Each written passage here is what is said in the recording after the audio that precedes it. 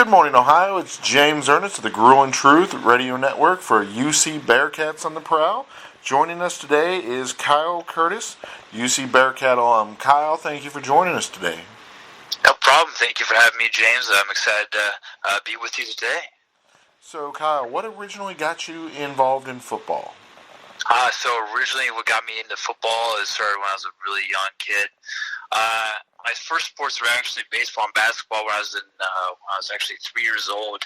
But then, I always wanted to play football, but I wasn't allowed to against regulations until I was about 9 or in the third grade. And right when I was eligible to play football, parents signed me up right away, and I was super excited, and that's been all she wrote ever since. So that's how I got into football. So tell us about some of your early influential coaches. Yeah, absolutely. Well, first, it's been my dad, first one, obviously. He's the one that really got me into the sport, taught me all this, brought me to the football games, got me into that environment. Then after that was basically my Pee Wee coach. First coach is Coach Woodbury, his local father coach. Great man, taught me the fundamentals. And then after that, middle school and also the high school. But I would say the prominent coach right now in high school is Coach Pintello. He's the one that really, at least when I started to mature as a football player, he took the foundation of that and really molded me into the player that I was, to be able to, achieve the dreams of going to a high-level college program. And through that, I was able to, he opened up some gateways for me to go there. But I would say, even as a head football coach there, there's been many other coaches. I mean, I would say like 30 coaches all. I took each bits of their system and their strategies and able to filter through to what I was able to apply to where it got me. So yeah, I would say those were the most fundamental coaches from there. So, what was the recruitment process like with UC? So the recruitment process for UC was actually a pretty interesting one. I would say it was the most traditional one. So I was, growing up, always wanted to play or go to a D1 program, always have. And in high school, I actually wasn't the most athletic one. So that really motivated me to become a long snapper. That was my honed skill there. I was able to get some playing time, early in high school as a long snapping, and I soon realized that long snapping can open up some doors for me. So I got really good at that. I attended some local colleges, such as Ohio State, a few times. That's where I learned how to long snap. Actually, it was 8th grade at Ohio State camp, the specialist camp. And ever since then, I took long snapping seriously. I hired long snapping coaches that were local, and I was a D lineman, linebacker, foundational wise in high school, but colleges started looking at me as a long snapper. I was like, oh wow, these people are attracted to the long snapper. I'm going to continue to perform my skills. Cincinnati did not. None of the major schools actually looked at me out of senior year. It was amazingly the MAC schools and the ACC and the Division III level. I actually ended up going to John Carroll my first year, John Carroll University up in Cleveland. Very small school, but it was a top D3 school, but still very competitive.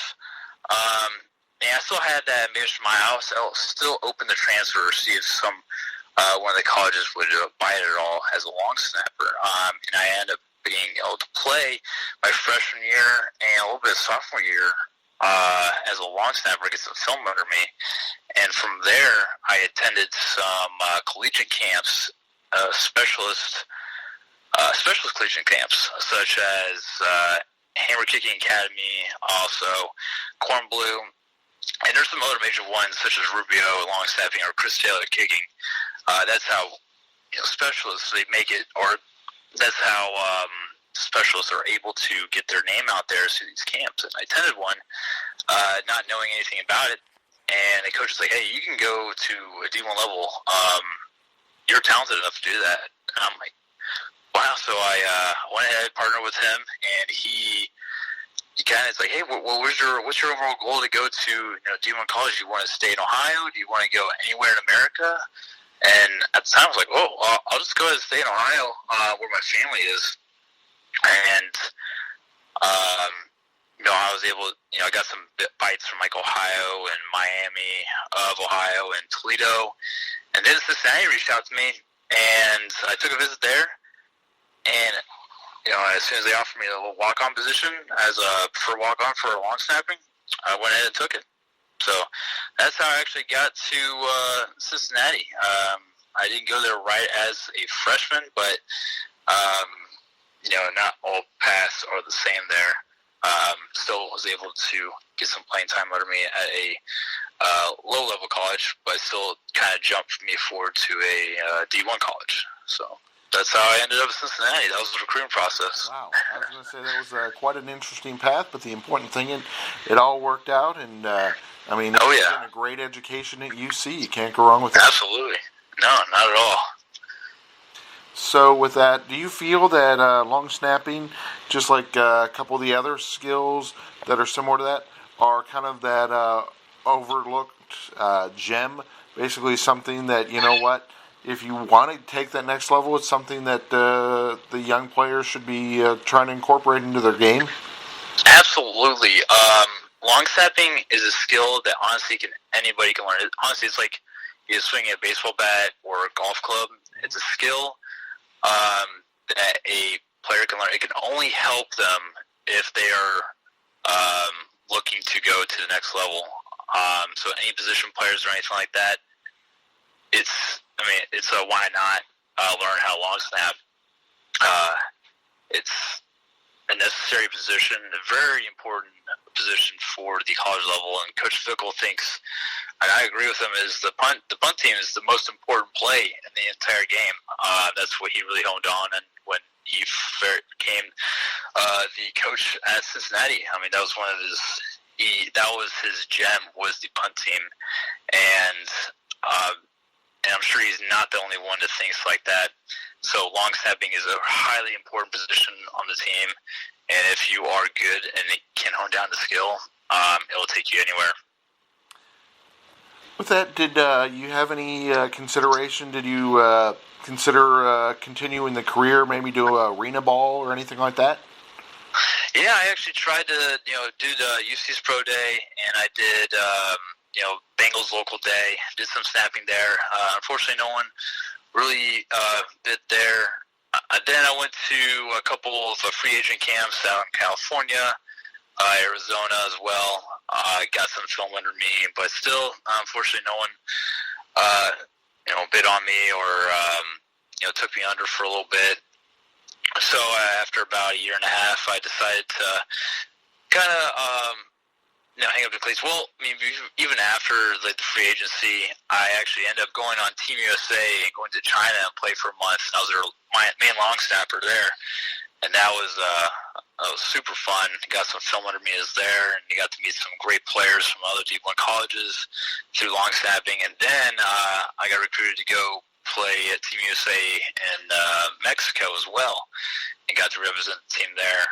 So even though I didn't get bid to NFL or do training camp or anything like that, I was able to take football elsewhere and represent the United States under long snapping, and I did get to play a little bit of position player, so that was kind of fun, but mainly for long snapping. So you just never know what's going to happen. But I still long snap, every now and then. I might actually be going to a free agent bowl, just honestly, just for fun. I still do long snap every once in a while, but that's the story. After post college, there was long snapping. So. Wow, that is awesome. So getting to be a part of Team USA, what a huge honor to be able to take it to the next level like that. That's great. Yeah, it was such a blessing there, and it was so much fun. I'm extremely thankful for the experience there, for sure. So what do you do for a living nowadays? Yeah, so what I actually do for a living, I actually work for the Hershey's Company, Hershey's Chocolate Company here in Cincinnati. I'm still local here by the college. So I'm still highly involved with the program. I'm part of the Letterman's Club here that was started by actually a past long snapper back in '09 when Kelly was here. And he kind of started up this whole program there. And I'm still, we donate, we help support the current players and the coaching staff as well, and the university as a whole as post-alumni of the football program. So that's really fun. I like that. I get to meet past players from all decades, from dating all the way back to like 1960s when they, players played both sides, to recent ones now, like, back in 2010, some players there. And then I actually got the Hershey's Company. I started working with them through Kirk Willis, who was the long snapper when I was just joined as my redshirt year. And I knew he had his stint. And he tried out, but he decided to start a career, and he works with the Hershey's Company. He's higher up now, but I reached out to him. If he enjoyed working for the Hershey's Company, and if he enjoyed it, I would enjoy it too. And that's how that all formulated there. So it was basically past connections to the football team, even though I didn't get to, I didn't get to go to the upper level there, NFL or arena ball or, the XFL. That's what's going on right now. Football still benefited me in other areas besides football, which is the amazing part. The connections you formulate, the friendship, the brotherhood you have, it still reap the benefits and is still effective even after your college career. Even this right here, people are still interested to pick the brain, and I'm happy to give them all information and happy to talk about what goes on and any advice whatsoever. So it's still great, stuff like that. But I also still stay active. I'm actually part of a rugby team now. It's called the Wolfhounds, Cincinnati Wolfhounds. They're a premier team, but they are very competitive. Traveling, to Chicago, Detroit, Pittsburgh. That's some of our far games, but they also all come here into Cincinnati. So it's super fun just to pick up a little bit of different sport and stay active there. So that's basically what I'm up to right now. Still, like I said, still highly involved in football. Still keep in touch with my teammates, those that I know. Stuff like that. Yeah, they're a really nice organization. I want to say I've seen him play down at Paul Brown before, like at a halftime between a Bengals game, the Greyhounds. Oh, really? Did you really? That's awesome. Yeah, I know I saw a rugby team. I'm wanting to say it was them. Yeah, it could possibly be them. I know that they do stuff like that every once in a while. But I just recently joined, so brand new to the whole thing. Just getting to learn a new sport there. Nice. But great team, yeah. Oh yeah, I mean, anytime you can continue playing sports and just at such a high level and just getting out there and having fun like that, that's phenomenal. Oh yeah. So, have you done any coaching, anything like that? Actually, I have. I have been going to Xenia at the Athletes in Action Camp. There was a specialist coach up there I worked with for a little bit, and he hosts specialist camps like every Sunday. And if there's like a long snapper or two that come up there, I'll go up and coach them, help them coach the long snappers. And then I'll do his yearly. It's actually through Corn Blue. He's based in Florida, but I help out with the youth long snappers, high school and college long snappers that they have their annual camp up there. And so what I do, I go up there and work for a full weekend, helping out what I can, competition-wise, stuff that I did when I was going through what they were going through. So still involved in coaching there, which I love as well. Mm-hmm. So what's your thoughts on the current team? Man, these guys are brutes. Absolutely just being professionals right now. and super excited about what this year is going to be like. The momentum they have is, I mean, they had that stone rolling. Coach Fook, when he first came in, he started that, and then clicked second season, now third season. I mean, it's all into fruition. I'm super excited what this whole season is going to be like. And I know the players, I keep in touch with some of them. They are, I mean, nothing but positivity. So that coaching staff and the players, they're all literally in one team, one goal, and they have it. Earlier you mentioned the 2009 team.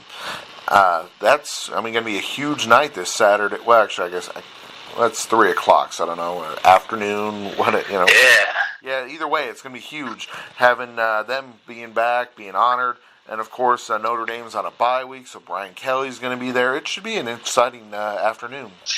Yeah, oh yeah. When you heard that, that's going to be, I mean, that's a little team reunion, even for Brian Kelly to come back, and even though he's part of Notre Dame, to make the commitment to come back there. I didn't know Brian Kelly when I was thinking 2009. Man, I was like in middle school, so I wasn't even thinking about Bearcats or anything like that. But just to see that talented team and for them to come back together, I think it'd be really cool for the fans and the organization in general. Oh, definitely. And then last week, I want to say it was 2 weeks ago, the Midnight Madness. Did you ever go to any of those type of fun events when you were a student?